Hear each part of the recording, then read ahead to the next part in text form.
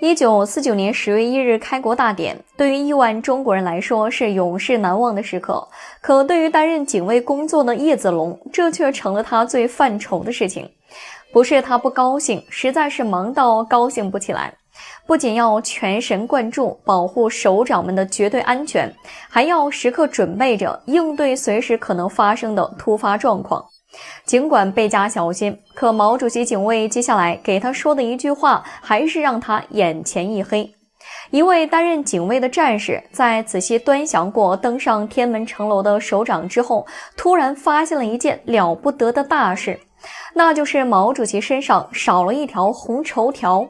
原來按照一開始的開國大典排練規劃，在開國大典召開之前，以毛主席為首的各位首長將從中南海東門出發，來到天安門廣場後面的一塊空地上，然後沿着天安门城樓的西頭古磚梯道一步步走上天安门城楼。与此同时，每一位登上天安门城楼的贵客身上都会有一条標注身份的紅綢條，那是可以登上城樓參加慶典的資格證。而那位找到葉子龍前來報信的警衛員，正是中央警衛師的戰士，負責查看每一位首長的資格證。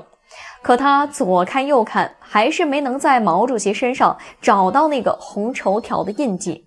毛主席明明登上了城樓，可身上卻沒有象徵身份的紅綢條，唯一一種可能便是毛主席不知不覺間丟失了資格證。葉子龍得知後被驚出了一身冷汗，這可不是一件小事。要知道，這可是新中國的開國大典，毛主席不僅要當着上百萬人面前講話，還要拍攝開國的紀錄片流傳後世。紅綢條作為登上天安門的特別通行證，一旦丟失，不僅僅是毛主席一個人的問題，更是他們這些工作人員對歷史和後人的不負責任。更何況現場再去書寫也來不及。因為這個紅綢條看似簡單，卻是周總理出面拜託書法家鍾靈設計書寫的。天安門城樓上的每一位貴客都有一個專門設計的紅綢條，在登上天安門之前都會有專人負責查看。而毛主席的還有一點不同，那就是毛主席的紅綢條會稍大一些，同時和其他的副主席代表證一樣，上面還特意塗抹了金粉，掉在地上非常顯眼。葉子龍當即決定派出工作人員沿着毛主席路程全程尋找，可來來回回找了好幾遍，卻絲毫沒有代表證的影子。此時距離開國大典開始只剩下了20分鐘，沒辦法，葉子龍只能飛奔下樓，找到書法家鍾靈，希望他能再為主席寫一個紅綢條。鍾靈深知茲事體大，不敢耽擱的他趕緊跟着葉子龍來到了中南海。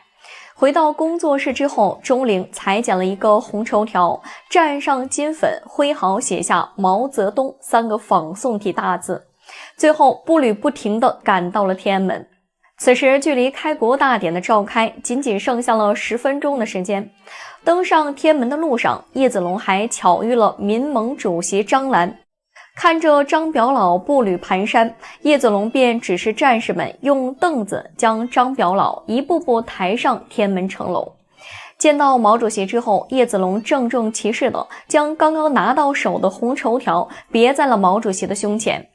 毛主席這才意識到自己竟然將登上天安門的資格證丟掉了。相處多年，毛主席並沒有多說什麼，只是看了葉子龍一眼，表示感謝。中華人民共和國中央人民政府今天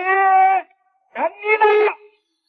毛主席慷慨激昂的話語也宣告了這個受到百年屈辱的國家，遭受了百年屈辱的人民也終於站了起來。而這次莊重的宣言，即使幾十年後的我們依然為此熱淚盈眶。